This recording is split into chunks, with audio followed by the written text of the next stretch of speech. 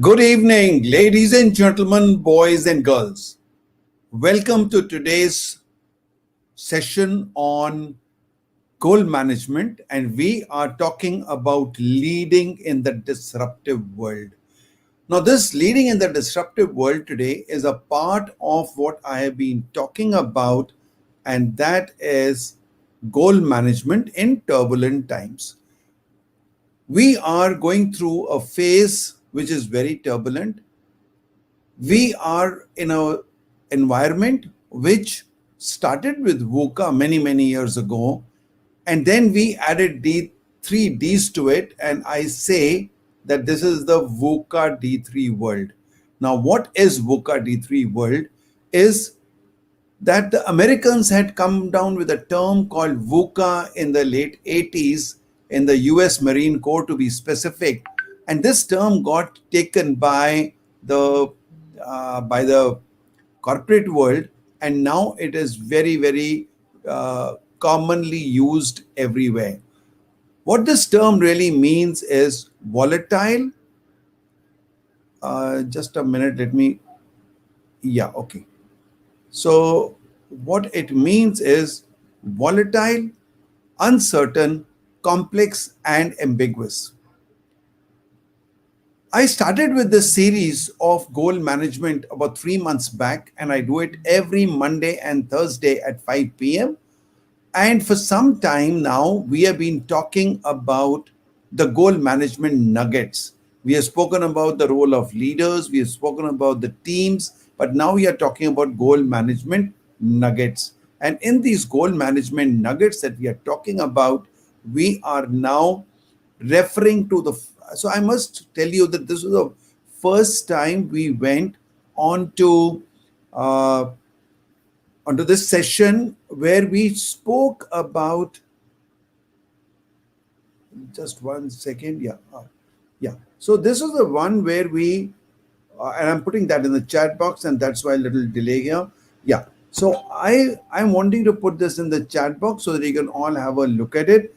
I would like you to see this. If you have not seen, you must see this so that you can have the beginning, you have the context in mind of what I'm talking about.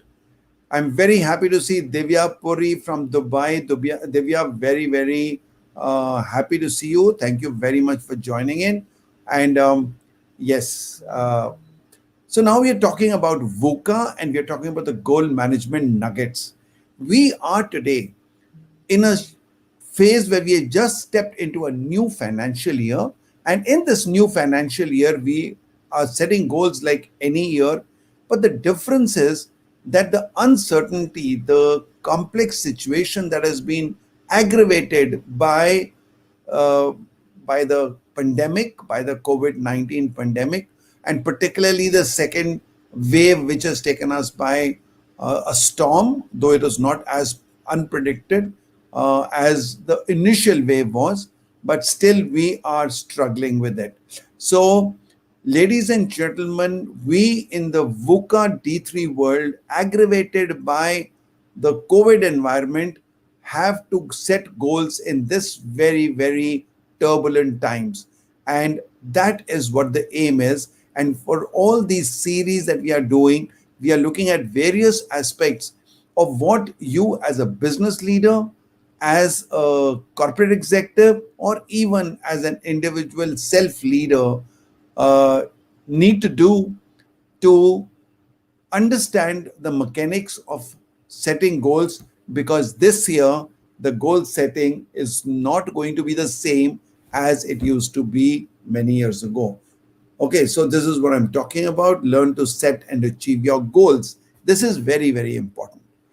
So now we are coming to the beginning of this session, and today we are, as I showed you earlier, we are talking about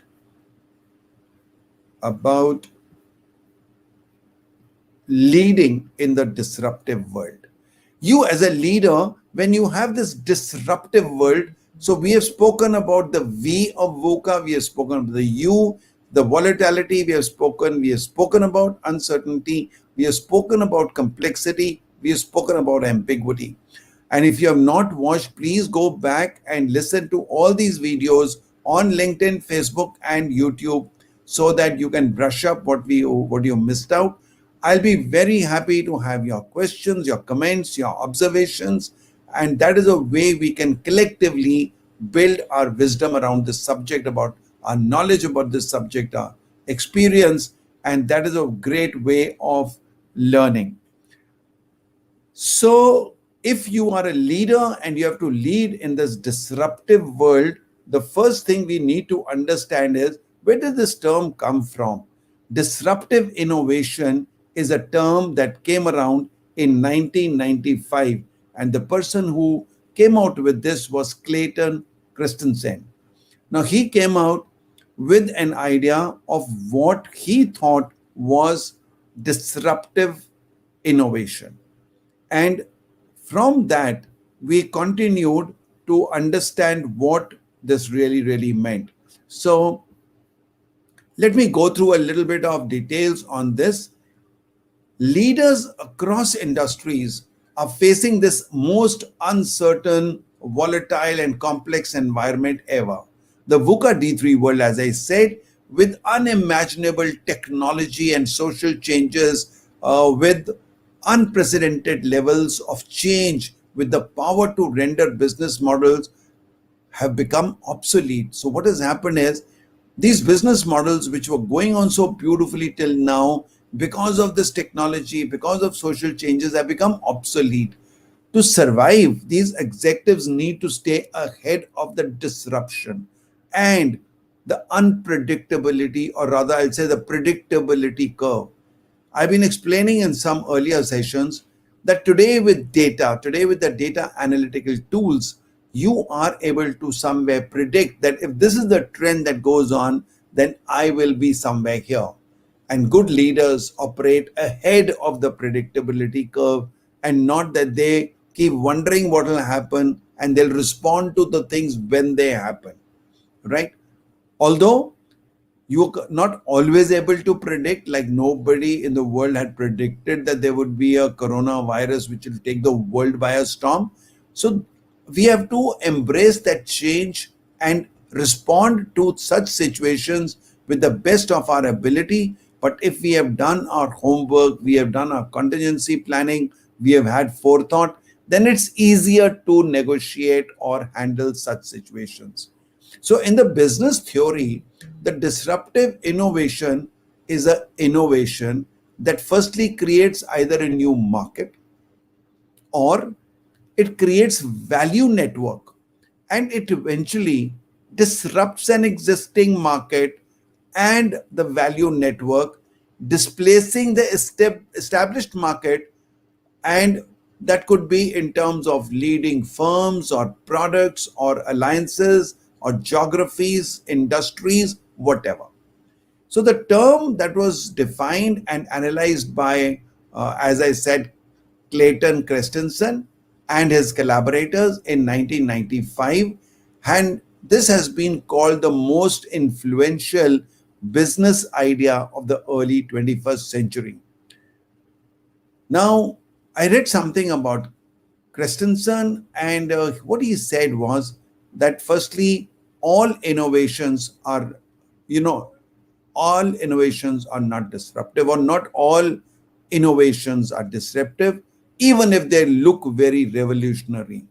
For example, the first automobiles that came in the late 19th century were not a disruptive innovation, although they are quite often cited like that, because the early automobiles were expensive luxury items that did not disrupt the normal horse-driven vehicles. So therefore, they were not. But when later on Ford came, and they disrupted the market, where because they were cheaper versions and now they could replace the horse-driven vehicles. You might be skeptical about what is this value we are talking about, or at least the usage of this word or this term called innovative disruption. The problem with applying this term to any new business that challenges in the industry is that it undermines what true disruption is. So I'm going to be giving you a few real examples of disruption. And why do I say real? Real because there are a lot of things that we feel that if there is some business which has done very well, or it has succeeded, or it has in competition beaten other, we think it's disruption. No, that's really not disruption when you analyze from the definition point of view. So a few very good examples.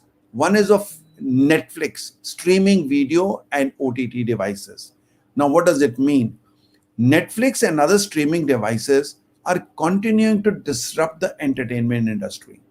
You must have seen that, they've all but killed the physical video rental stores and are slowly allowing more and more customers to come into their Netflix subscriptions, cutting out the cable subscriptions that were going on. Now, why has it happened? It has happened because they were able to build on an idea. It took some time. They went to their what is that? Okay, I'm forgetting the name of this other company. What is it called? Just let me think. Okay, I think I've forgotten that name. Where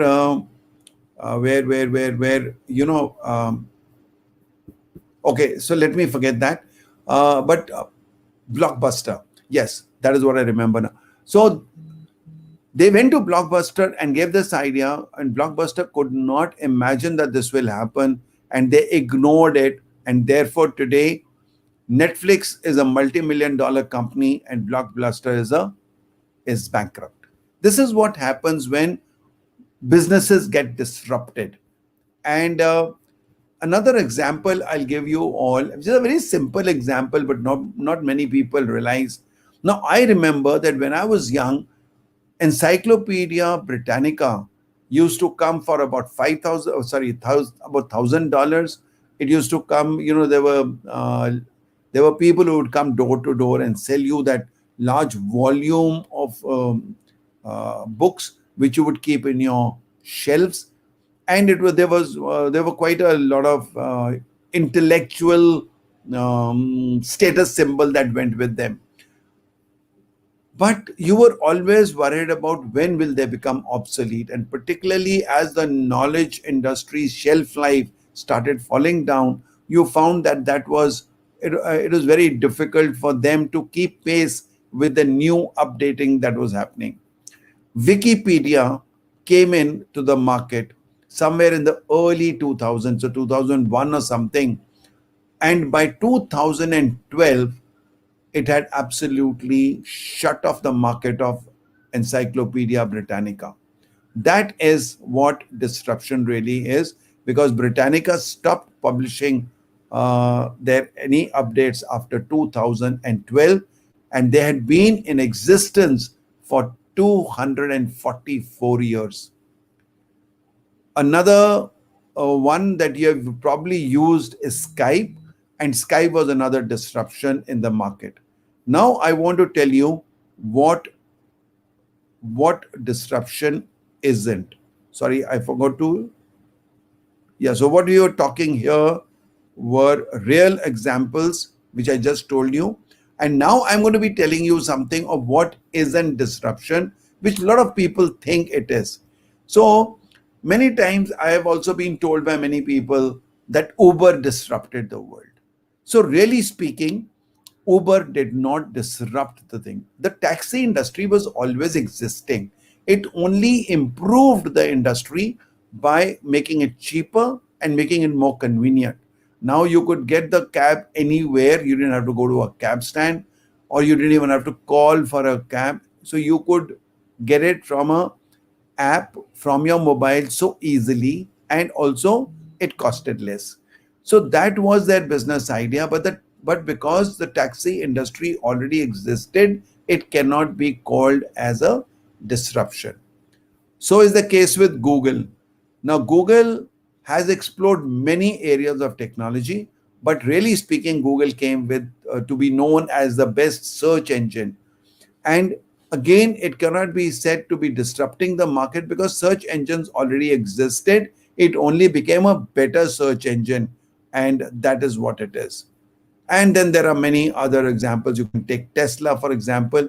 Tesla also is told to be, or people say it disrupted the world. No, it didn't, because Tesla is another company, which was there were many other car companies already there, and it is known for ground level innovations. Everything from the design of the vehicle to its organization structure, it cannot be called as a disruptor, because its vehicles are exactly that vehicles, like any other ones. They rely on a unique power source. They don't enable transportation in any truly market changing way. But even the cheapest models have started at $35,000. So making it too overpriced to appeal to the low market. Right. Now, let us say that what are our key takeaways? And the key takeaways, and just give me a minute.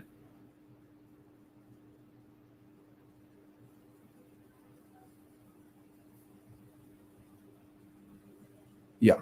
So the key takeaways that we are talking about are as follows. One is that innovation doesn't have to be disruptive. So if you do an innovation, they're not together. Like, it could be an innovation without being a disruption, and it could be a disruption without being innovative. So that is one thing we have to remember. The second thing is that true disruption is a bit of a gamble. It takes time. It doesn't happen in a few weeks or months or something. It takes years and sometimes even a decade. So it takes time. Disruption is oftentimes stealthy. You don't know it's coming. And people who are into that idea generation also may not realize that it's going to disrupt the market. But you have to be careful as a business owner or a leader to look out for them. And as I also said, it takes time. It doesn't happen overnight, right? So all that you can do, really speaking, as a good leader, you don't have to always look at, can I disrupt? No, you keep looking at improving your businesses. Disruptions may happen, but it's very difficult to design a thing that you're going with the idea of disrupting the market. You can, but it is better to first be sure, as a leader, are you guarding yourself against future industry disruptors, and possibly come up with more competitive solutions to keep your business sustainable and thriving. So now let's see, what do leaders do? What do leaders do to, yeah, what do leaders do to lead in or handle situations like this? So this is what we are going to be talking about. The first thing, as a leader, what you can do is to change the way you see your business, which means look at your business with fresh eyes in the context of the future world, to identify the opportunities, the threats, the priorities ahead, the changing market conditions. And I say, keep your antenna up. Keep your antenna up and high, because you don't know when what things are happening. Be alert what's happening, and whatever other trends, follow those trends, right? I know of some companies who have certain teams or departments which are only looking out and doing market survey and research and R&D on this, to make sure that they are aware of the market changes, not that are happening, but that can happen in the future. The second is that you must change the way you lead your business. So return from the normal ideas, change your organization structure. You may have to, instead of calling yourself as a CEO, become a chief ecosystem officer, which means you may change your, you may have smaller teams, you may have more independent people looking after smaller units. You may have to change the structure according to your market, according to the geographies, and according to the technology and the social changes that are taking place. Okay. Rethink about your role, because your organization may need a change. So look at the keep reviewing your organizational structure, and also keep looking at your role as a CEO there. So I would say in the end that as a leader, you must go from leading self to leading managers to leading others, leading functions, and finally leading the organization. And what does it involve?